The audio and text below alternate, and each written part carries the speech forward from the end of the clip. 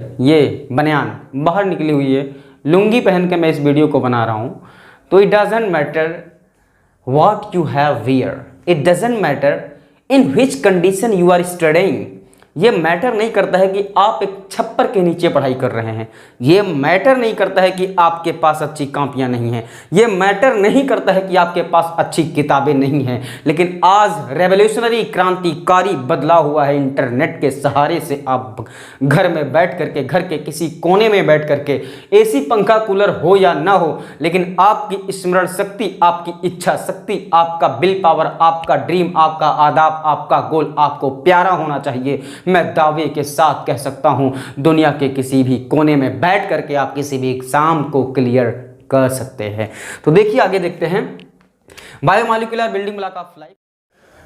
A very warm welcome to all of you on my YouTube channel Nothing Say Everything. Today we are going to study, or I am going to teach you biochemistry.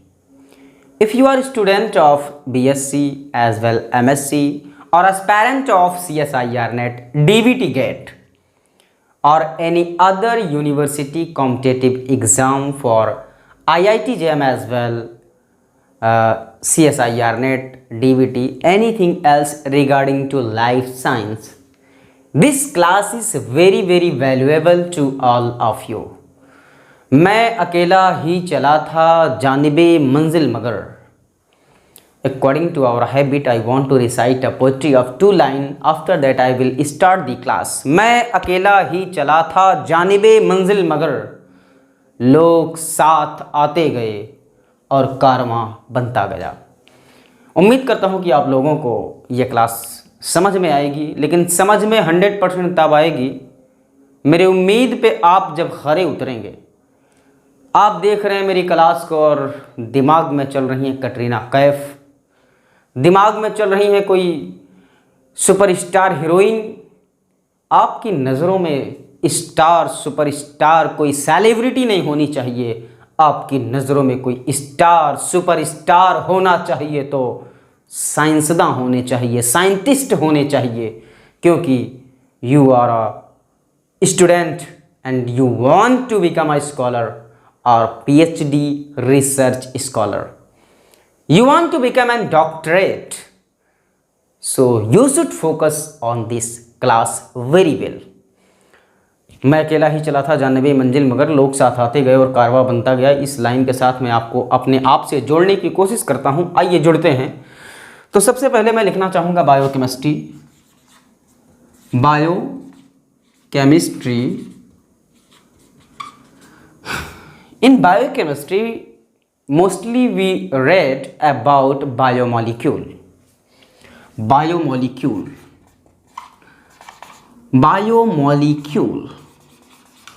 What are biomolecule? Biomolecule are building block of life. As you know that cell is the basic structural and functional unit of life. जैसे कि cell शरीर की संरचनात्मक एवं क्रियात्मक इकाई होती है, उसी तरीके से देते हम biomolecular building block of life, carbon based organic compound, carbon based organic compound. जैसे amino acid building block of protein होता है, यानी एक अमीनो एसिड दूसरे अमीनो एसिड से थाउजेंड्स ऑफ अमीनो एसिड्स जब आपस में जुड़ जाती हैं, एक लंबी चेन बनती है और उसी को हम बोल देते हैं पॉलीपेप्टाइड, और वही होता है एक्चुअल में प्रोटीन। यानी जिस तरीके से जो सबसे छोटी इकाई है वो क्या कहलाती है, बेसिक यूनिट कहलाती है, building block of that thing which is going to form. जैसे कि प्रोटीन बन रहा है किससे, अमीनो एसिड से, इसीलिए अमीनो एसिड को क्या कहा जाता है, बिल्डिंग ब्लॉक ऑफ प्रोटीन। उसी तरीके से बायोमॉलिक्यूल आर, यहाँ पे आर लिख देना, building block of life carbon based organic compound. अभी ये बात 100% क्लियर तब होगी जब आगे आप ध्यानपूर्वक अपने मन को शांत करके देखेंगे, तब हर चीज़ें समझ में। देखो मैं वीडियो बना रहा हूँ, मैं ये बनियान बाहर निकली हुई है, लुंगी पहन के मैं इस वीडियो को बना रहा हूँ, तो it doesn't matter what you have wear, it doesn't matter in which condition you are studying. ये मैटर नहीं करता है कि आप एक छप्पर के नीचे पढ़ाई कर रहे हैं, ये मैटर नहीं करता है कि आपके पास अच्छी कॉपियाँ नहीं हैं, ये मैटर नहीं करता है कि आपके पास अच्छी किताबें नहीं हैं। लेकिन आज रेवोल्यूशनरी क्रांतिकारी बदलाव हुआ है इंटरनेट के सहारे से। आप घर में बैठ करके, घर के किसी कोने में बैठ करके, एसी पंखा कूलर हो या ना हो, लेकिन आपकी स्मरण शक्ति, आपकी इच्छा शक्ति, आपका विल पावर, आपका ड्रीम, आपका आदाब, आपका गोल आपको प्यारा होना चाहिए। मैं दावे के साथ कह सकता हूं, दुनिया के किसी भी कोने में बैठ करके आप किसी भी एग्जाम को क्लियर कर सकते हैं। तो देखिए आगे देखते हैं, biomolecular building block of life carbon based organic compound. जैसे कि हम देखते हैं मॉलिक्यूल क्या होते हैं, बायोमॉलिक्यूल क्या होते हैं। देखिए एक होता है स्मॉल बायोमॉलिक्यूल, स्मॉल बायोमॉलिक्यूल, और दूसरा होता है लार्ज बायोमॉलिक्यूल। अभी सारी चीजें क्लियर होंगी। लार्ज बायोमॉलिक्यूल, देखो स्मॉल बायोमॉलिक्यूल जैसे कि एमिनो एसिड, एमिनो एसिड, जैसे कि सैकराइड यूनिट, सैकराइड्स, जिसको हम शर्करा हिंदी में कहते हैं, यानी जिससे कार्बोहाइड्रेट बनता है। जैसे कि ग्लूकोज की 2 यूनिट मिलकर के जो डाइसैकराइड यूनिट बनाती हैं। ग्लूकोज एक मोनोसैकराइड यूनिट है और एक मोनोसैकराइड दूसरे मोनोसैकराइड से मिलकर के डाइसैकराइड बनाती है। और जब कई सैकराइड यूनिट आपस में मिल जाती हैं उसी को पॉलीसैकराइड कहते हैं, और उसी पॉलीसैकराइड को कार्बोहाइड्रेट कहते हैं। आइए सारी चीज़ें आपको समझ में आने वाली हैं। देखिए न्यूक्लियोटाइड, न्यूक्लियोटाइड, न्यूक्लियोटाइड, न्यूक्लियोटाइड, अभी आपको सारी चीज़ें अच्छे से समझ में आएगी, केवल अपने आप को डिस्ट्रैक्ट ना करिए। अमीनो एसिड जो है, देखिए एक अमीनो एसिड दूसरे अमीनो एसिड से किस बॉन्ड के थ्रू जुड़ता है, कैसे जुड़ता है, क्यों जुड़ता है, कहाँ से जुड़ता है, मैं सारी चीज़ें आपको पहले बता चुका हूँ। अमीनो एसिड का मैं डिस्क्रिप्शन में लिंक दे दूंगा कि बॉन्ड कैसे बनता है, यानी एक अमीनो एसिड दूसरे अमीनो एसिड से कैसे जुड़ती है, उसको आप देख सकते हैं। नहीं देखे हैं तो आगे मैं इस जो सीरीज को स्टार्ट किया हूँ, इस सीरीज में सारी चीज़ें मैं एकदम पॉइंट टू पॉइंट कवर करूंगा, तो टेंशन मत लीजिए।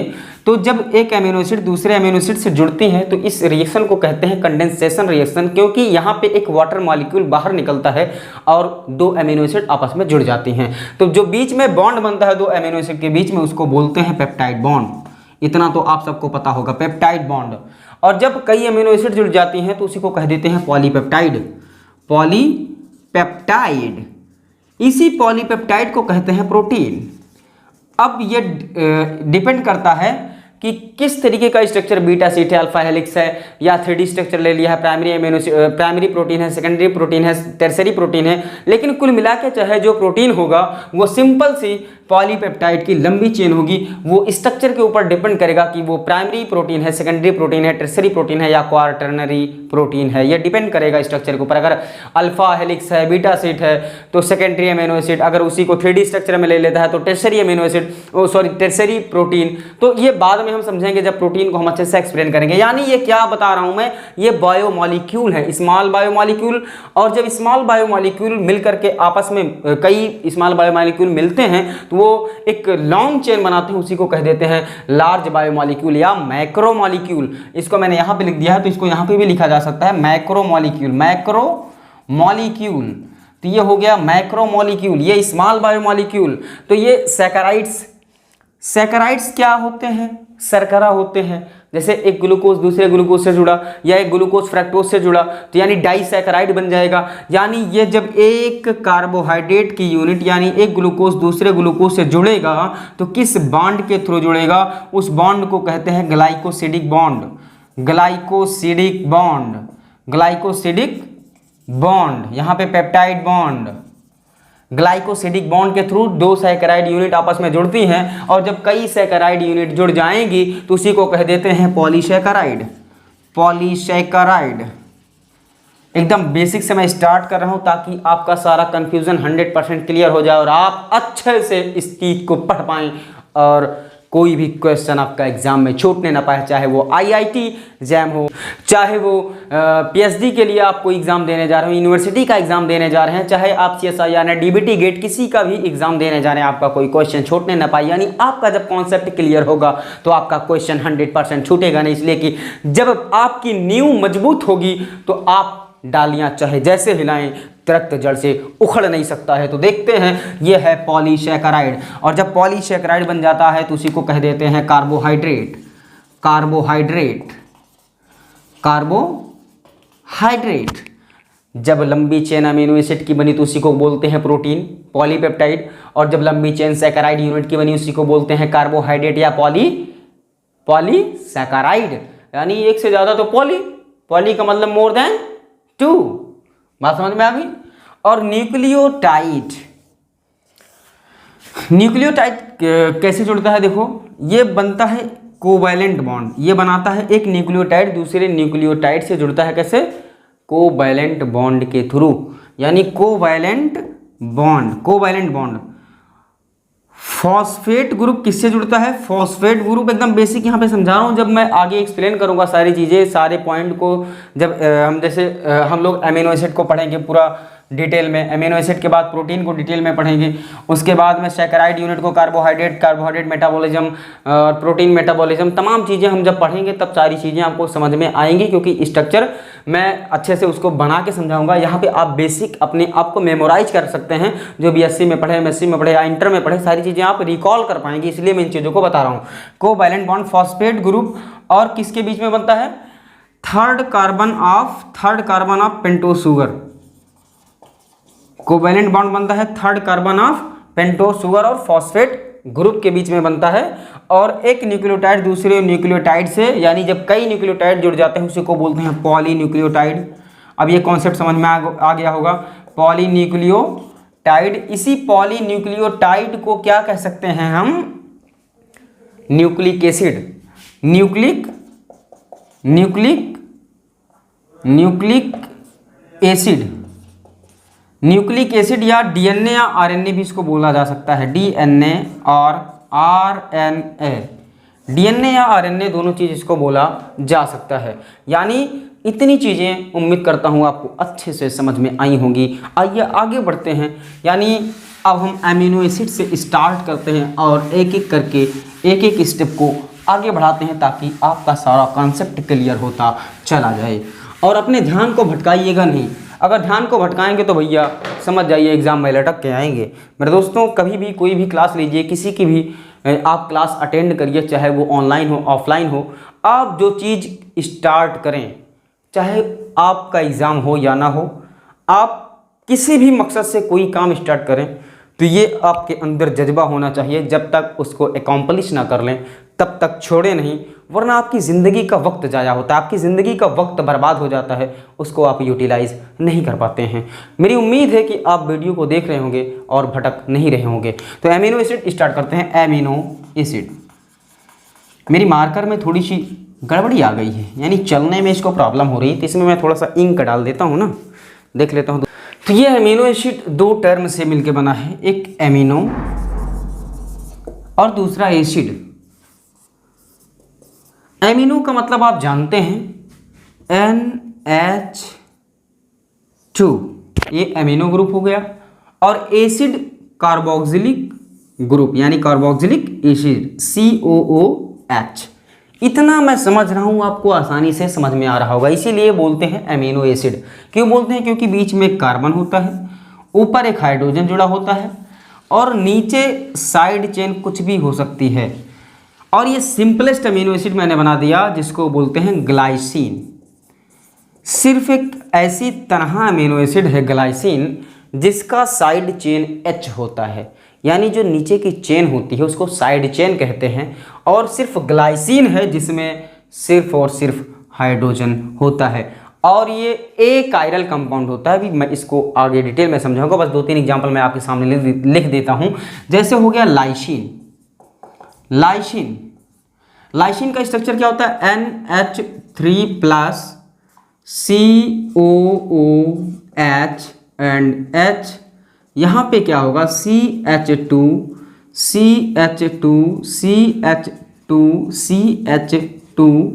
एंड NH3+, यानी यह है बेसिक एमिनो एसिड, इसको बोलते हैं लाइसिन। यहाँ पे एक एमिनो ग्रुप, यहाँ पे एक कार्बोक्सिलिक ग्रुप। इसी एमिनो और कार्बोक्सिलिक ग्रुप के होने की वजह से हर ऐसे स्ट्रक्चर को एमिनो एसिड कहते हैं, यानी एमिनो ग्रुप हो और कार्बोक्सिलिक ग्रुप हो उसको बोलेंगे एमिनो एसिड। बात समझ में आ गई?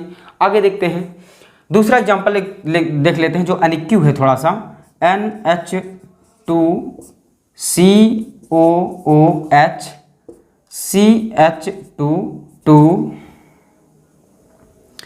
CH2 ये यहाँ से आके जुड़ जाएगा, ये हो गया प्रोलीन। ठीक है, प्रोलीन का स्ट्रक्चर आपको उम्मीद करता हूँ समझ में आ गया होगा। यहाँ पे रहेगा NH2+, क्योंकि एक बॉन्ड नाइट्रोजन की 3 बैलेंस ही पूरी होनी होती है, 2 हाइड्रोजन है, एक यहाँ से 4 हो जा रहा है, तो यानी एक प्लस का चार्ज इस पर आ जाएगा। अगर केमिस्ट्री ठीक ठाक आती होगी तब ये चीज़ समझ में आएगी। तो ये है अमीनो एसिड का एग्जाम्पल। इसको इम्यूनो एसिड भी बोलते हैं क्योंकि इसकी साइड चेन जो है आकर के अमीनो ग्रुप से फिर से अटैच होती है, इसीलिए इसको बोलते हैं इम्यूनो एसिड। मैं उम्मीद करता हूँ इतनी चीज़ें आपको समझ में आई होंगी। इस वीडियो पे अगर आपका प्यार बरसेगा तो मैं आगे अच्छे से आसान लैंग्वेज में वीडियोस बनाऊंगा। अगर आपको वाकई में चीज़ें समझ में आ रही हों तो मेरे हौसले को आप आगे बढ़ाएं ज़रूर, और अपने रिस्पॉन्स को पॉजिटिव वे में दें ताकि मैं आपके लिए ज़्यादा से ज़्यादा मेहनत, कड़ी मशक्क़त कर सकूं। A lots of thanks.